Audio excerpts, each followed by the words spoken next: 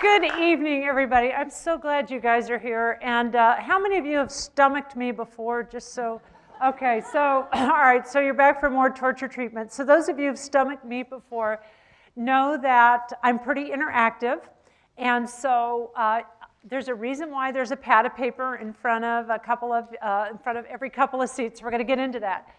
We're going to talk about collaboration. So there might be some little bit, kind of friendly competition going on.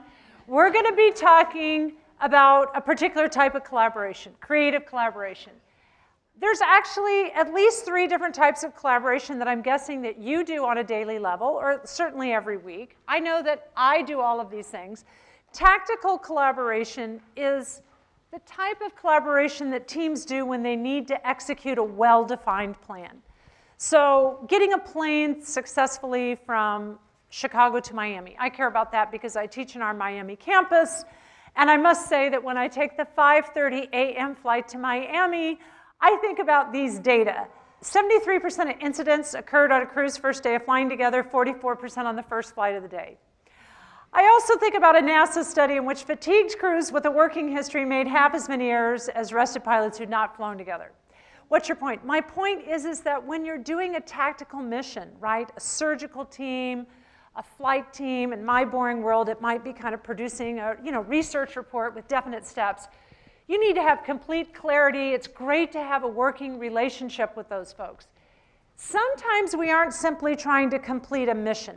Sometimes we're trying to solve a problem. Why are sales down?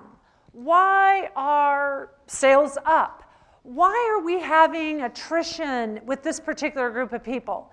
In other words, we have a problem and we need to dig deep and figure out what is the cause and effect relationship. So these teams have a strong need for trust. But here's where we get to be tonight. We get to be in the creative collaboration mode tonight. This is where we have an opportunity to think about challenges. We need to think of new possibilities and question assumptions to be a little bit close to home here. How many of you know that we're building a new business school on this campus? I think most of you might know this. So on the one hand, I think we're the last of the major business schools to put up a new building. So on the one hand, we could think, oh my gosh, we're a last mover. On the other hand, we can be thinking creatively about what should the classrooms look like. Should they be a fishbowl, as it's affectionately called? Should it be tiered seating? Is that the way people are going to learn? I don't know, 5 years from now? So maybe we need to kind of think about what are all the possibilities. Just a few words about creativity and innovation. Creativity is the production of novel and useful ideas. It's also known as ideation, right? And there's these 2 dimensions, novel and useful. Here's my favorite quote, and if you don't like the word scientist, scratch it out and put manager, leader, project coordinator, must have lots of ideas and throw away the bad ones. And then have some principle of selection. So we're going to be talking about the importance of having lots of ideas and all the ways that sometimes we curtail the free flow of ideas. Innovation is the realization of actual ideas in the form of products, services. It's also known as implementation. Now, I don't have to tell you that in the real business world, much greater weight is placed on innovation. As a matter of fact, we don't need any more bright ideas, some people say. We need to get something done, right? In business, success is 5% strategy, 95% execution. If the weight of invention or discovery is 1, then the weight to bring it to actual development should be 10, and the weight to produce and market it should be 100. Let's get on with the show. However, everything starts with ideas. So I'm not known for my transitions. I am not known for my transitions. So when I say, and you're thinking, oh my God, what's coming, what's coming? Can I please flip the page and find it? No, you can't find it because it's a big secret. All right, all I want you to do is to spontaneously group yourself. Some of you are looking at me like, make her stop. Group into 3 to 5 people. Spontaneous groups of 3 to 5 people. All right. When I give the signal, the 4 of you, the 5 of you, the 3 of you we'll have 4 minutes to jump into this creativity challenge. When I teach a longer class, I give 10 minutes, but this is a turbo course. Okay, here we go. Think of as many unusual uses for a cardboard box. Do not limit yourself to any one size, and do not limit yourself to common uses. Think of as many different uses as you can. You and your team should write them down. You have 4 minutes on your mark. Get set, go.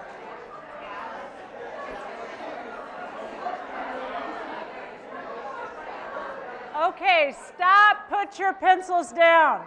All right, woo, all right. Now, you're gonna do these 3 things. Count your total number of ideas, put that in the upper right corner of whatever you were writing on, then divide that number by the number of people in your group, because what we're interested in is a per person productivity score. I'm interested in at least 1, preferably 2 decimal points. All right. As a third and final step, you're going to put a star next to your 2 or 3 most unique ideas, such that you're pretty confident that no other team in this class thought of that idea. Does any team have a per person productivity score greater than 9? All right, wait a minute. Is it, I can't see, Randy? Randy, I can see. Okay, Randy, what was your per person productivity score for your team? 10.67.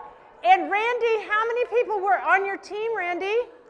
3, lean and mean. One of the things we find in our research is that the smaller the team, the higher the per person productivity. Randy, I'm really glad and who are your teammates? Eric? And Leslie. You guys were doing a strategy that I didn't see anybody else doing in the room, and it was very unique. Do you want to kind of walk us through what you guys were doing before you get your 3 most unique? We each brainstormed independently and then read off our ideas on what we had in common and then added the total. Okay, so you didn't have a single scribe. They were each brainstorming independently, and we have a name for that, right? You're my star students. Who's that brainwriting? A+, A+. That's brainwriting. Okay, brainwriting. Okay, now Randy, I didn't give you much time to think. What are your team's 3 most unique ideas? And by the way, wait a minute, Randy. If anyone thought of any one of their ideas, I want you to say, been there, done that. Okay, Randy? Puppet theater. Dog cage.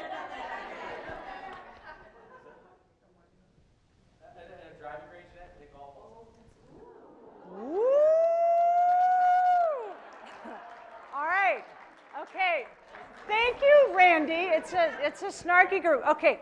One of the things that we're going to find is that it's really hard to generate ideas that are unique. And by the way, in the research, if less than 5% of a population generates a given idea, it's scored as unique.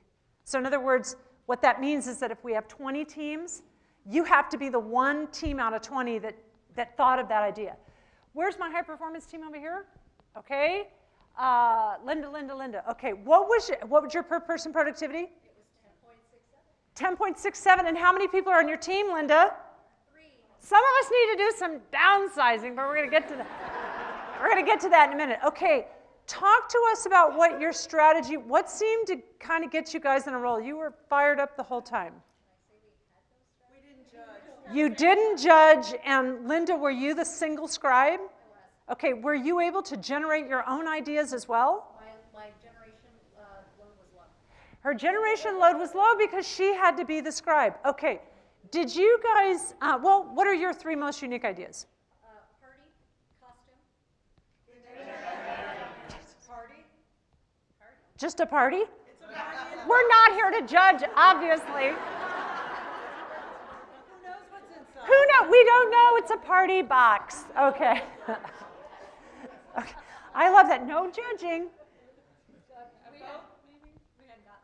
A boat? We're not judging.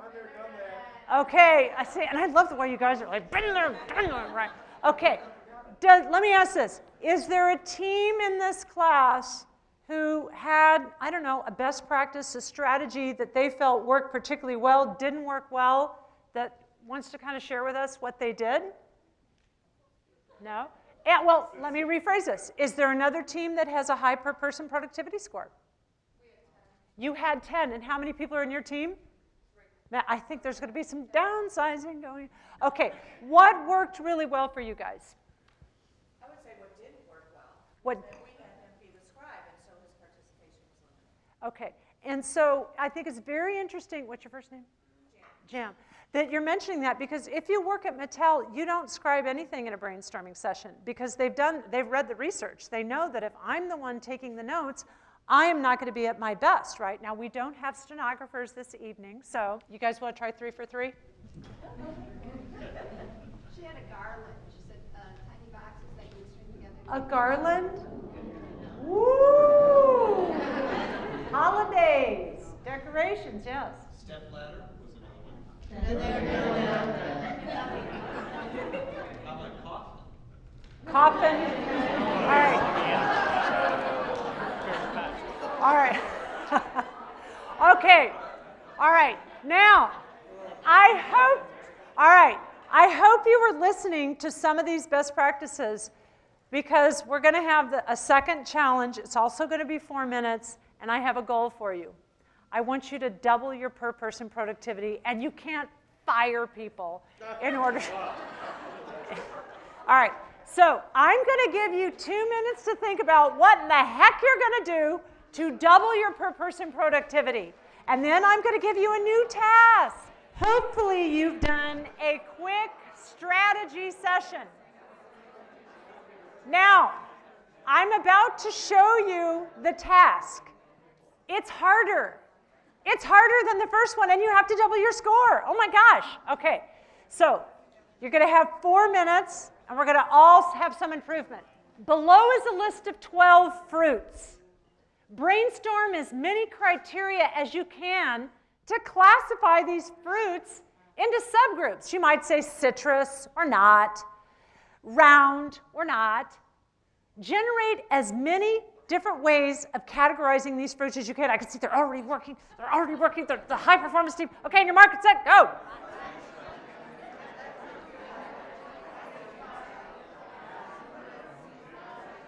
Okay, stop, put your pencils down. All right, so what I'm interested in, after you count your total number of ideas, I wouldn't spend the whole night figuring out if you have duplicates or not, otherwise we'll be here the whole night. You're on the honor system. You're on the honor system. I'm interested in whether your per person productivity increased. Yes? Who said yes? Did your per person productivity increase? Yes, okay. So we know from our research, and I know you guys are still counting and dividing, and I want to, okay, that's good, that's good. All right, we know from our research this is a much harder challenge because when we've done controlled groups and we have people do, some people do the fruits, some people do the box, everybody generates much fewer ideas on the fruits. So the very fact that you guys generated more ideas means a couple of things. With very little time, very little resources, you're able to really increase your creative output in a few minutes.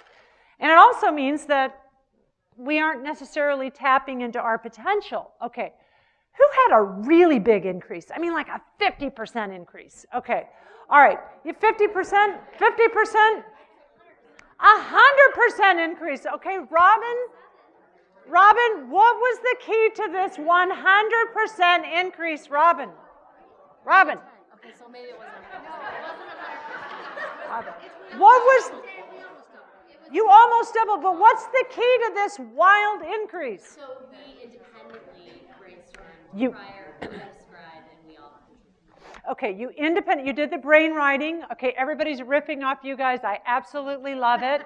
Okay, now who else you guys had a really big increase. What was the driving force for you guys? You went individual this time, and then if you go individual, of course, the biggest challenge is do we have duplication? And then that means we have to read our lists off. So there's a couple of ways of dealing with it. One is just not to worry about it until later. But a second way of dealing with it is to say, look, I'm passionate about I don't know, theater and fashion. Somebody else is passionate about maybe food and photography or whatever. Now, I don't know what those have to do with fruits, but I'm sure we could figure out something, okay? Maybe I have depth of knowledge about certain. So in other words, let people go with their passions. All right, now, I have another question, and I'm not sure how to phrase this nice, but I think you know exactly what I'm talking about. How many of you guys generated unusual categories? I think you know what I'm talking about. I think you know exactly what I'm talking about.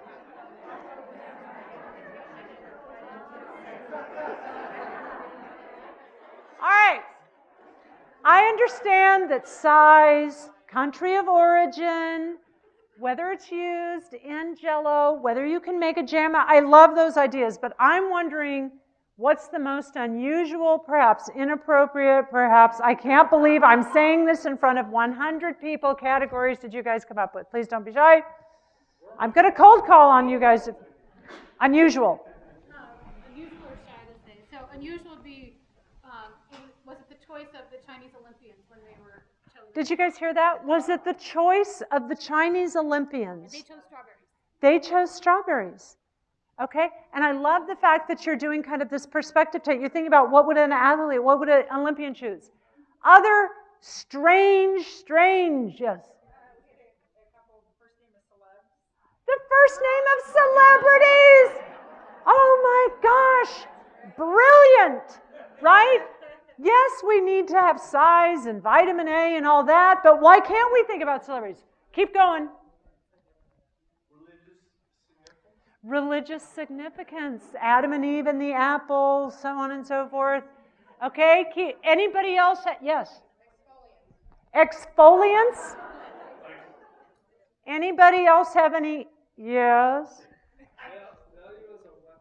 Value is a weapon, like, you know, shooting a watermelon or something. Whether the names can be broken into unique words. Now we're talking, did you hear what Linda said? Whether the names can be broken into unique words. So, pineapple, right? A pine, I didn't know that was, right? Strawberry. Been there, done that. Oh my God. I just love Michelle. She's all about, okay, now, you can't read this, so I'm going to read it to you. From our research, you guys can't read this. This is what we often get. Amount of consumption, art use, FDA, used as a sex toy. That is not me. That is someone saying, why can't we think about something like that? Used as a company logo, Apple computer. Okay? Pop songs about Strawberry Fields Forever, Raspberry Beret, right? Did Shakespeare write about it, for example? The name of a bowl game, the Orange Bowl. Okay? I did not create this. Used by Kim Basinger in 9.5. I did not create that. That is my clients. That is my clients. Okay. Used in a colloquial expression, she's gone bananas. Right? Okay. All right. So what I'm saying is that once we start really thinking creatively, we can start thinking about different unusual uses. So we often tend to think about consuming the fruit. So what I want to do now is stop torturing you in this way. And I want to talk about how do we measure creativity. And we've already kind of hinted at it. I love Guilford's 3-factor model of creativity. And we've already, in some sense, scored ourselves on this. Guilford says 3 things are important when you're assessing the creative output of a team, or for that matter, an individual. Fluency, flexibility, and originality.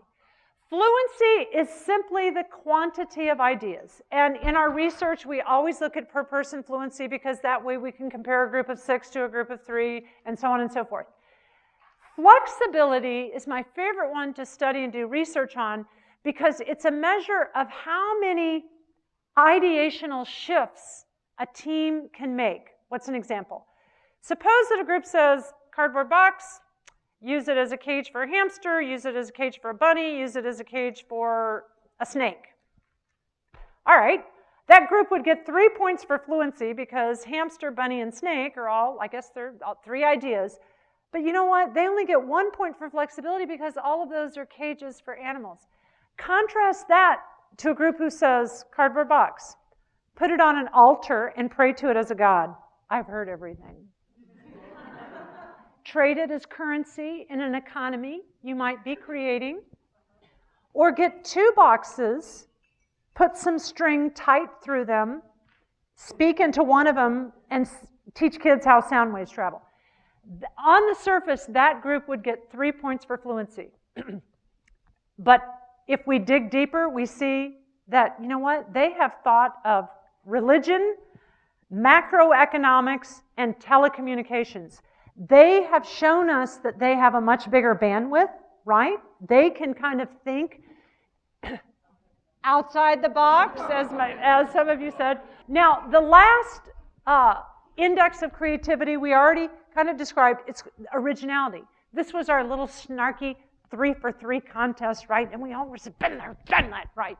So I'll put it this way. In our research, we're finding a very significant correlation between these 3. In other words, if a group generates a lot of ideas, then the statistical likelihood of any one of those being rare, unique, unusual is greater.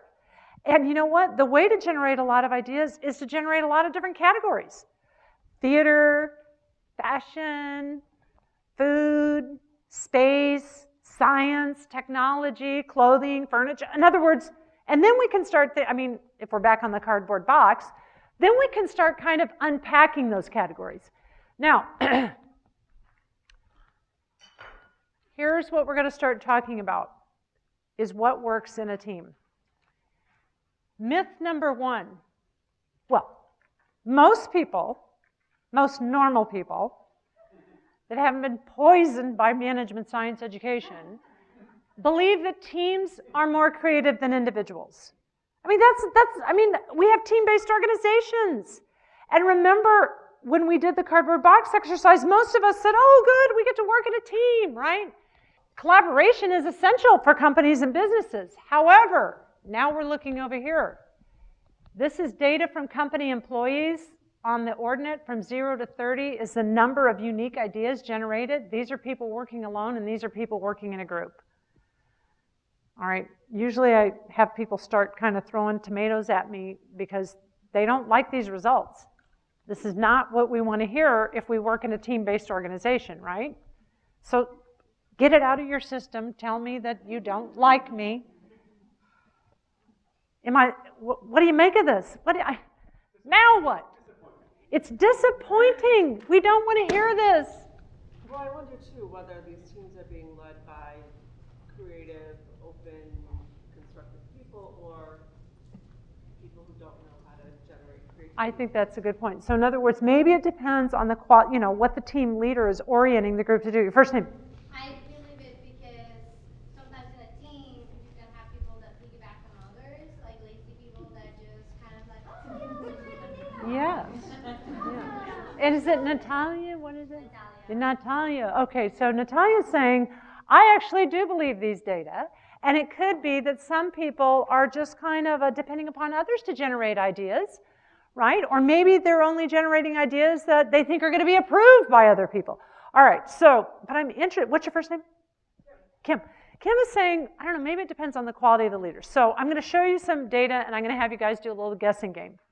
So when I show most normal people this bar chart, they say, I don't believe that. I reject it. And then I have to say, okay, well, why don't I show you several decades of research? And let's look at face-to-face brainstorming groups, real-life people doing just what you did, at least in the first challenge. And then we need a control group, right? In science, we always need a control group. So let's take the same number of people working independently, and let's give them a name. Let's call it a nominal group. Let's just say that they're a group in number only, right? So if we have 5 real people, then we have 5 real people, but they don't get to interact. And then let's see, for a given amount of time, who comes up with the greater quantity of ideas.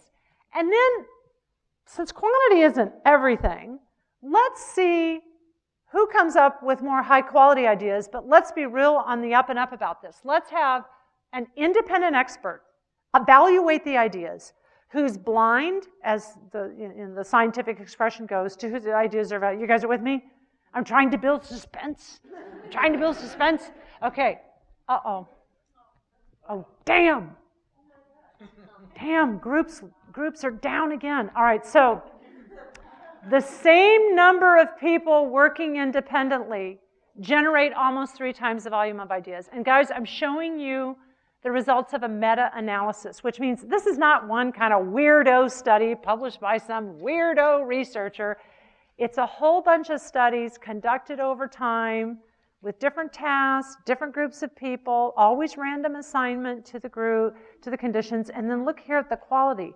So in other words, the same number of people working independently have a greater percentage of their ideas deemed to be of high quality. Mike? Could this be why sometimes it's hard to get people to work in groups because they feel they can be more creative and more productive? Absolutely. And then we have come to believe that if I voice that desire, that you're going to think I'm some kind of a sociopath and that I'm not a team player. So, but what I quickly want to say in support of Mike is, well, this is all very depressing. Now what? Is the tall, mean woman saying pull the plug on teams? Is that the evening takeaway? If that's the evening takeaway, then I'm going home, right? Well, in some cases also it's hard to create individuality in a team and then get recognized for your efforts in a Yes. team and be promoted from the team because the team wouldn't like you anymore. And Right. so, I think that that's... everybody wants to be recognized. Right. And what's your first name? Ellen. Okay, so Ellen is saying, you know what, we have mixed, she didn't say this exactly, but what she's getting at is we have mixed motives in a group. On the one hand, of course, I want to be a team player, all for all, one for one, but you know what? There's only one promotion to senior VP, and I would like to get that job. She didn't state it that starkly. So what I want to do is I don't want to disassemble the team. So I don't want anyone to leave this building saying there was a tall, mean woman on a rant in the Tribune Auditorium saying we should disassemble the team. I'm not saying that at all. I'm saying that what we want to do is introduce some techniques and strategies so we don't sit around and have, look at these people. It's like they're showing up for the faculty meeting and they're all passed out because it's so boring. So we need a hybrid model of teamwork. All right, so we're going to talk about some best practices. And the first practice I want to introduce is my good buddy Randy, who spontaneously engaged in a technique called brainwriting.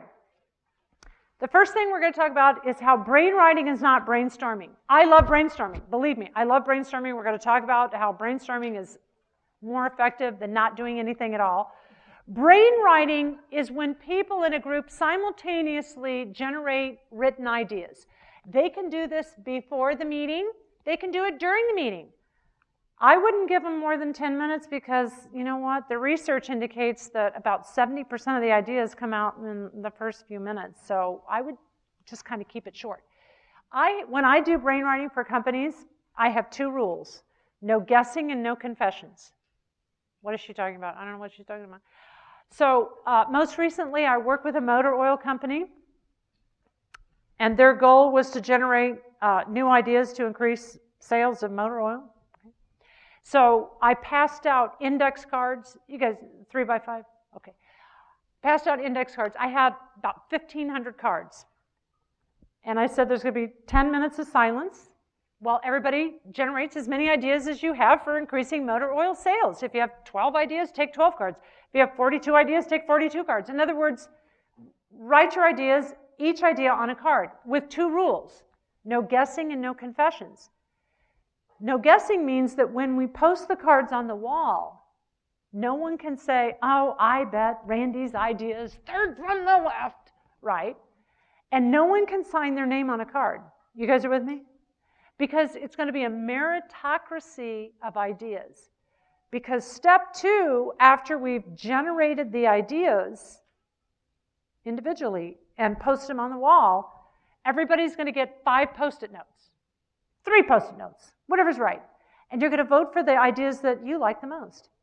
And I don't know if I'm voting for Kim's idea. I don't know whether I'm voting for Dee's idea. I could be voting for an idea suggested by someone who I don't even like. But you know what? it should really be a meritocracy of ideas. So the last time I did this, I had a group generate 228 ideas in about 10 minutes, right? And I can tell you that if we would have gone around the table, first of all, everybody would have been passed out, just like in that picture that we just saw, right? And then we have a little shopping mall, and people are putting stickers on the ideas they find the most exciting. Then we can come back to the group and have, a discussion and maybe kind of elaborate on some of those. In other words, you can kind of do this hybrid model of teamwork, right? I had a student of mine go to Korea and go into a noodle shop. And apparently this noodle shop says, we like to get ideas from our customers all the time. And it's kind of beautiful too. Anyway, so they kind of put all their Post-it notes up there. So myth number 2, if you want to enhance creative teamwork, get rid of all the rules. Don't have any norms. Don't have any guidelines. Okay, so that study was done. On the ordinate from 0 to 120, I guess, we have the performance of 5 different groups. Some groups were told the only rules that you have are the original Osborne rules of brainstorming, which I'll talk about.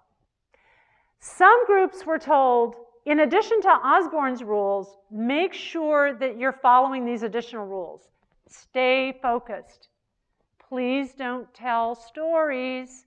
Don't explain your ideas. Encourage others to make a contribution. I'm not going to read all these, but you see what I'm saying. The third group, this is interesting, had an active facilitator, presumably enforcing the rules, making sure that people were not judging ideas. And then these last 2 groups were nominal groups, and you guys know what that means. These people weren't even interacting. Are you guys with me? Okay, so what's your point? My point is that it's better, this is a huge increase if we just add these rules. And the last time I checked, this is not very costly. Questions and thoughts?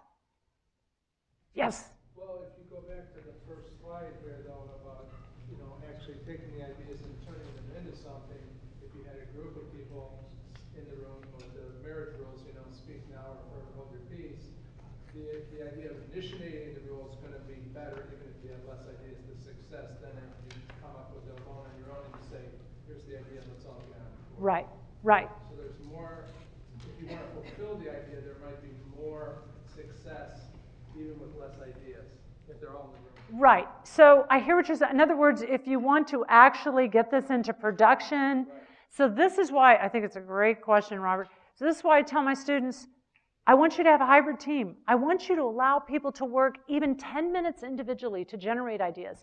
Once we get excited about, the coffin or whatever we're going to do with this crazy, brainstorming thing, then you want to make sure that we kind of create this thing called the team, and we mobilize around it, and we pitch it to senior management.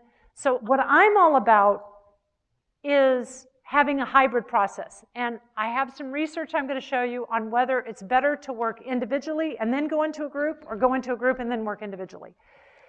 Now, here's something I want to talk about. Striving for quality is much better than striving for quantity. That's what we've been told by every single teacher we've ever had, every single coach we've ever had. Go for quality. I mean, who would not say that? Well, that study was done too.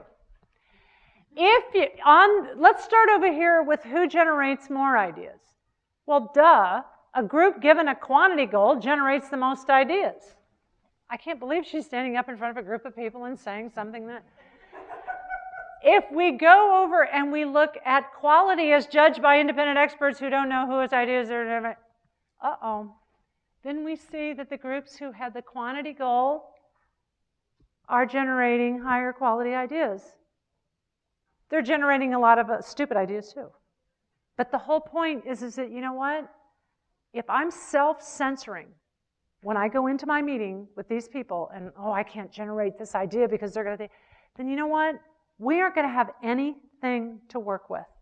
So why don't I kind of say some things that are too expensive, that have been tried before, that are too traditional, that could maybe cause a lawsuit, whatever I'm worried about. And then once we have all those pieces on the table, we might be able, then the seeds can be planted for high quality ideas. So what am I saying? Remember those kind of finger puzzles that you can't get out? So what I'm saying is that strangely enough, the way to quality is through quantity when it comes to creativity. Yes, ma'am? Well, I would imagine toward brain research would support that as well. So have you done any of this with folks with electrodes on their heads as well? Folks with electrodes on their heads. I think I know what you're talking about. There is a lot of new research that's kind of getting wet, as they call it, and kind of looking at the neurons and so on and so forth. I'm not familiar with any of that, but I think it's very consistent. In other words, if you don't put a quality requirement on me, I can have a lot of different parts of my brain firing. And, you know, later, there's always time to judge. There's always time to judge an idea. It's very important to have goals in a group. So myth number 4 is give teams a clean slate without any expectations. Again, on the y-axis, the ordinate from 0 to 14, you have the number of ideas generated by people who are just brainstorming, people who are given teams given a quantity goal, teams given a very specific difficult goal. That was you guys, double it, right? And then here are groups that are trying to do brainstorming and they have a goal. So what's my point? My point is that if you just tell groups there are no rules, that is not nearly as effective as saying don't judge, generate a lot of ideas. When no one is stating an idea, encourage, right, some people to develop ideas, suggest ideas that might not even work, right? In other words, generate a whole bunch of ideas. Here's a question for you. When it comes to creativity, should you work with the same group consistently, or should you have, oh, I love your instinct. Remind me of your name again. Well, no, because, you know, if you bring in new people, they're going to generate new ideas and ask new questions. It's going to trigger someone else. Well, what if these people are crackpots? No, I'm playing with you. What if these people are crackpots? What if they're weirdos? No, you're good. You're good. Keep going. Actually, I didn't hear what you said. What if they're what? What if they're crackpots and weirdos? What if they suggest ideas that are not consistent with my own belief system? Push back at me. Just say, Leigh, you need that. You don't need a bunch of people who are going to agree with you. Okay, so what you're suggesting, do you guys agree with her that when it comes to creativity, we might want to invite in people who are different, that we aren't used to working with? If you trust each other.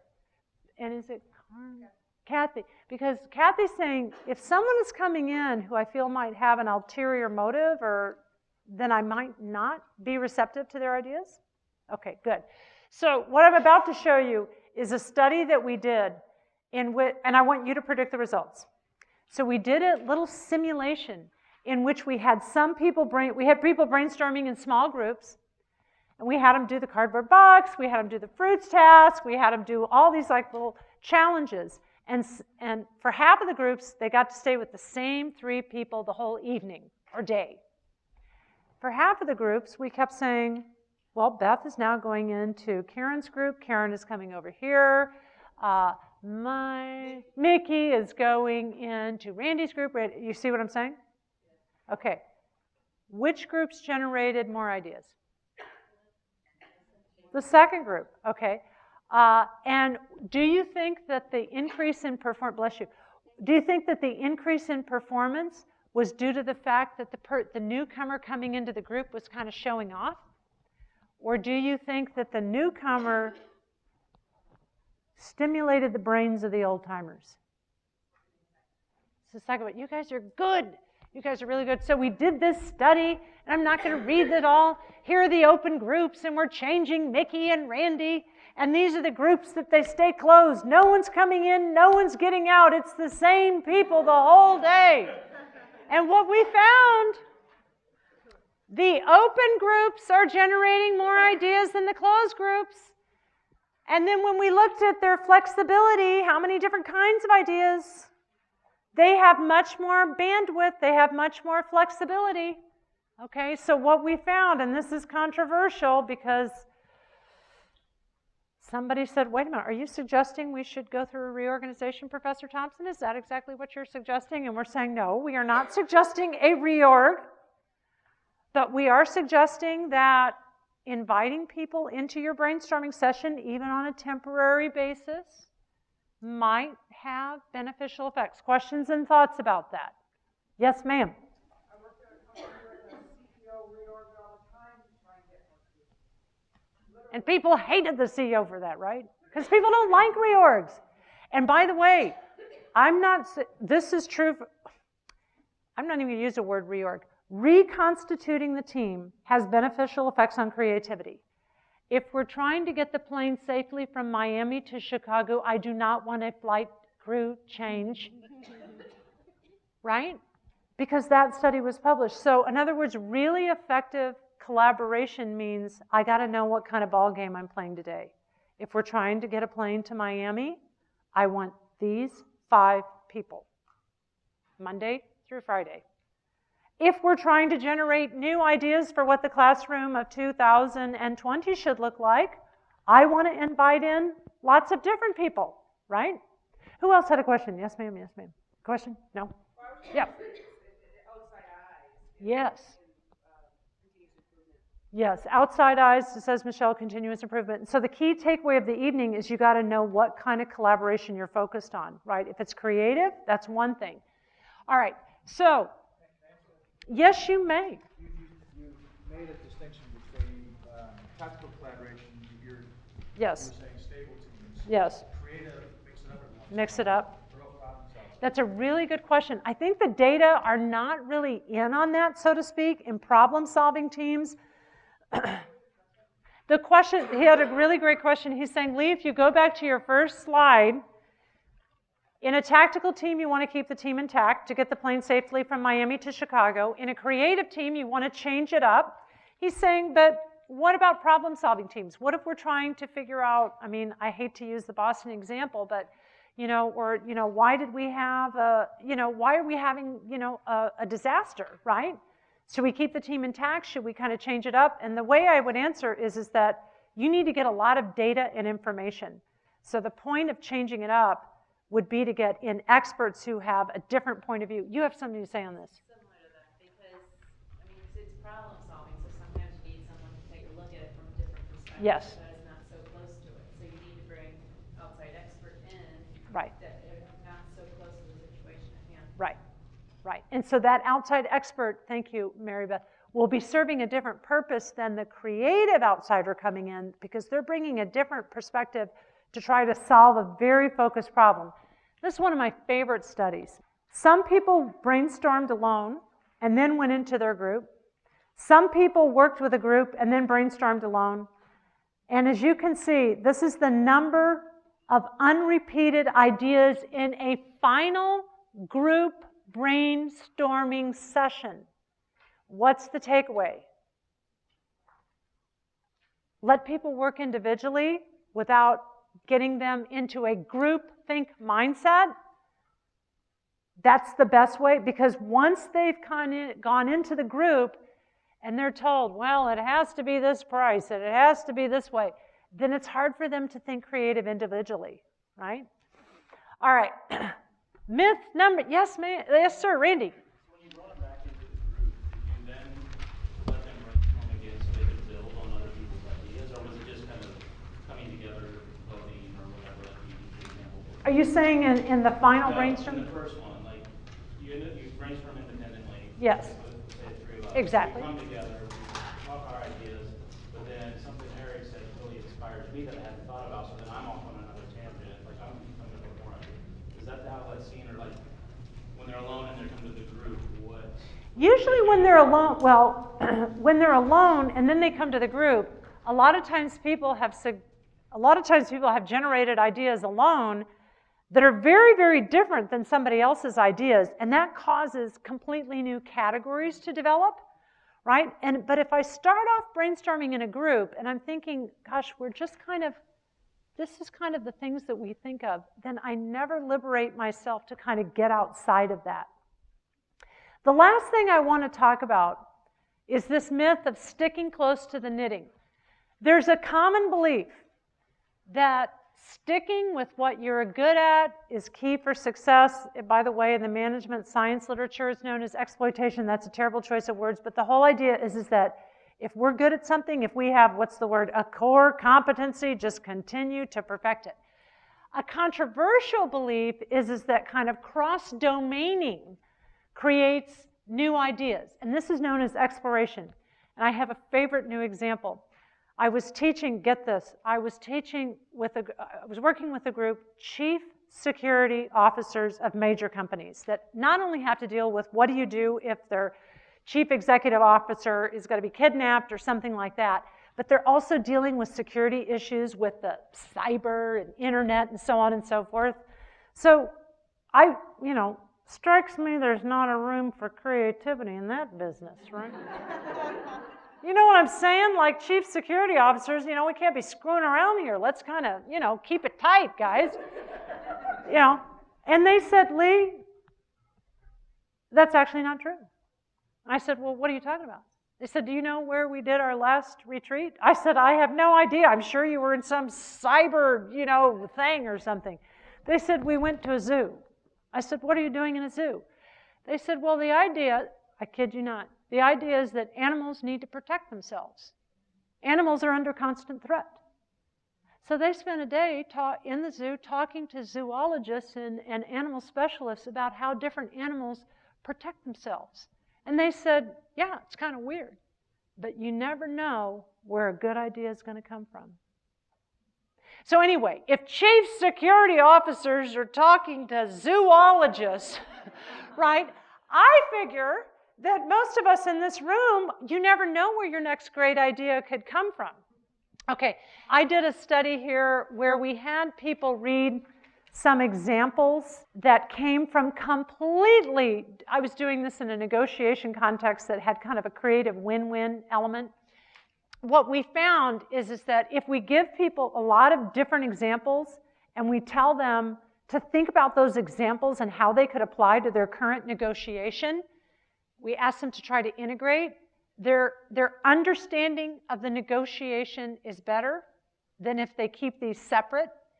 They're more likely to retrieve the examples and they perform better. I didn't really explain that in the detail that I wanted to, but those of you who've taken my negotiation course often know that there's kind of this creative win-win aspect that's kind of hidden, but if I'm kind of opening up my mind and asking the right questions, I might see it.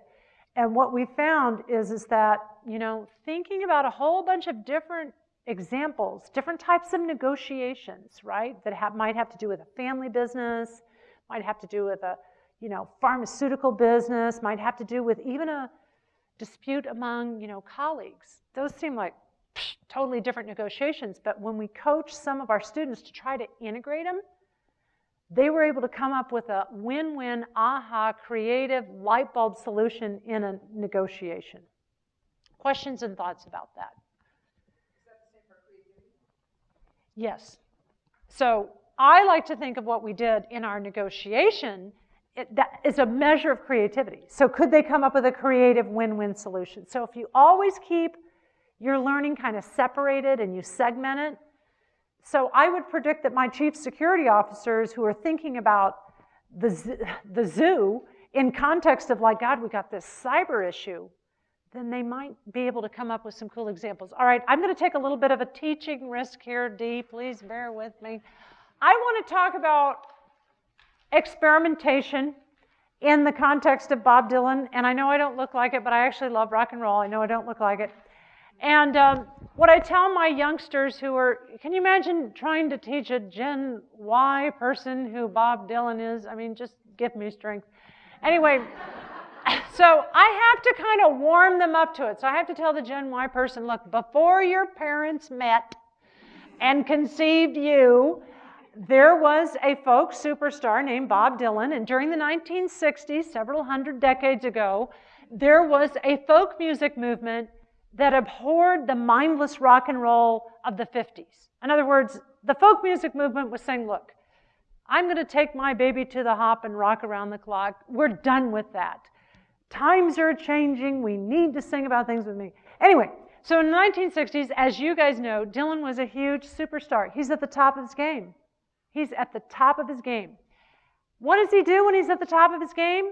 He decides to change it up. So in 1965, Dylan took a huge risk that ultimately led to what could be the greatest innovation in the history of rock and roll, which is the marriage of music with a message, folk music, and the electric guitar. So I'm going to show a short film clip. I hope it's not too loud. And what I want you guys to think about is how his customers reacted. How his customers reacted. It was a tradition, but in the summer of 1965, Bob Dylan introduced 110 volts of electricity that turned tradition on its ear. So the two of them really influence each other in a profound way.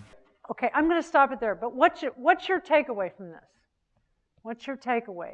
He didn't need a change. He's at the top of his game. Break paradigms. Break paradigms, right? And so what was the reaction from the customer? The customer's like, we don't like it. It sounds terrible. You're a traitor.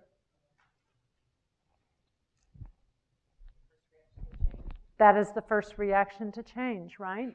So what did he do for his, I don't know, can you call it industry, his cohorts, his groups? What happened? Right? It was a paradigm shift, right? It probably did sound like crap that night. It probably did, right? And people, as Stacy said, are used to change, but he opened a door, right?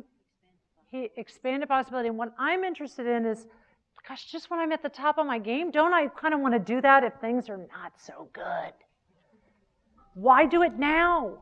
Things were great for him.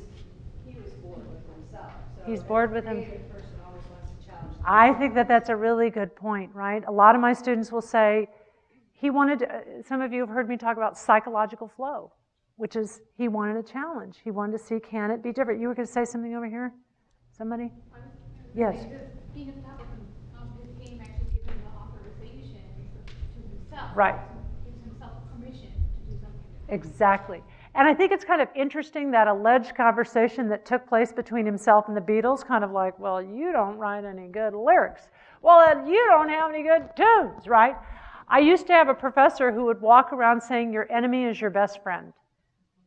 He'd walk around his bare feet and he'd say, your enemy is your best friend. And he said, you know what? It's the presence of people who challenge you, who might provoke you to develop something. So it's maybe kind of letting that person into the team who's going to provoke us. Yes? But if you have more fans, then there's a higher likelihood that some of those fans will like the new style, and you have more who are likely to change their mind. Right. In other words, you're agreeing with Stacy that people don't like change, but you know what? There's a whole new generation being born right now. Or you grow your fan base for people that might not Exactly. traditionally like your music, Right. but now you twisted Right. it up and getting to But the that's harder borderline. to do, to find people that never listened to you before than to get people who have already listened. Right. And the key is that it's not going to be perfected tonight. Yes. He took a big risk, but he didn't have anything to lose. But so how do you get people to take a big risk like that do have more at stake, in a business? Right. I mean, what do you suggest? Right. See, I think it's a really great question. The question is, he took a risk, he didn't have anything to lose. We'll never know. I mean, he might have said, oh my God, I had everything to lose. But in a business, let's face it, we can't be taking risks every day. Otherwise, we'll probably go broke. So we need to kind of balance these two forces. At some point, we need to kind of get on with the show. If we've decided this is what we're going to do, we need to kind of exploit it in the positive sense of the word. We need to kind of say, this is what we've decided to do. We're going to market this. This is the way we're going to go. But we need to have some ability to continuously examine ourselves. So I can't give you the recipe of like 3 months of this, 4 months of this, 1 year of this, 2 years of this.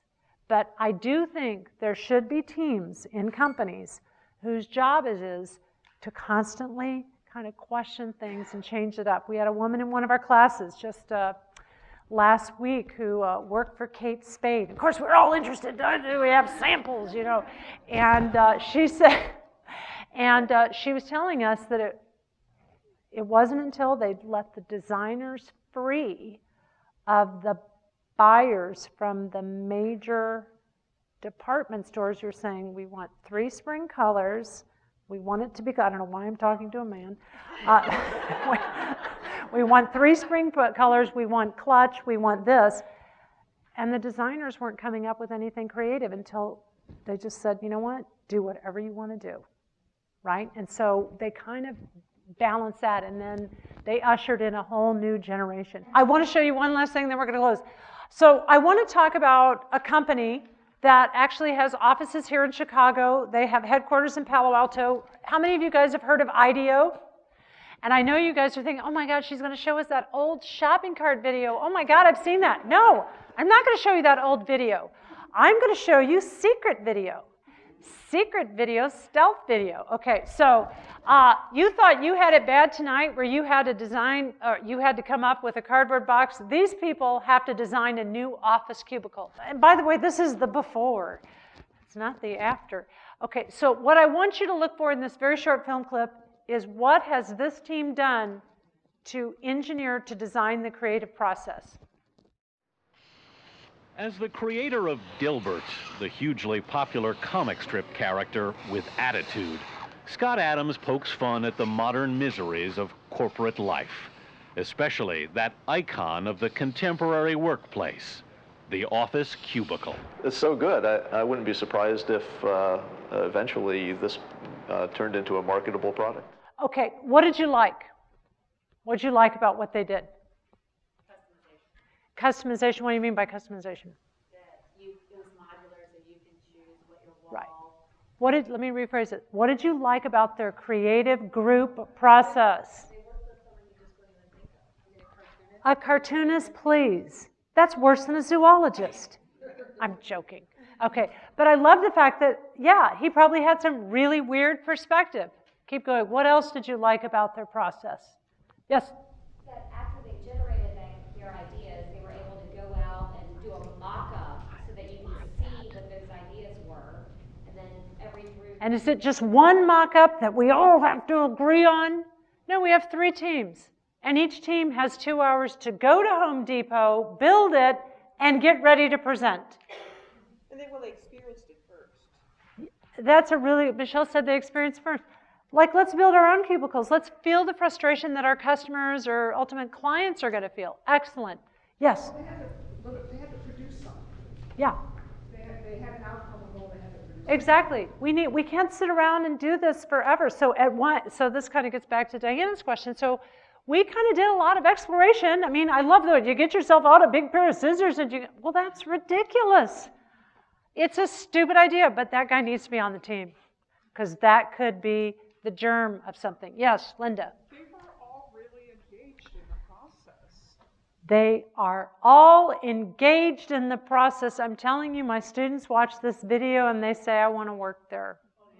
I want to work there because if that means I get to be in brainstorming sessions and, not sitting on mahogany chairs for 3 hours falling asleep, sign me up for that. Other questions and thoughts about the creative process, creative teamwork and collaboration? Wait a minute, somebody over here. Yes? I have a question. If you have, let's say you're a very small business and you have a team of 2 people, can you use your customers? Like,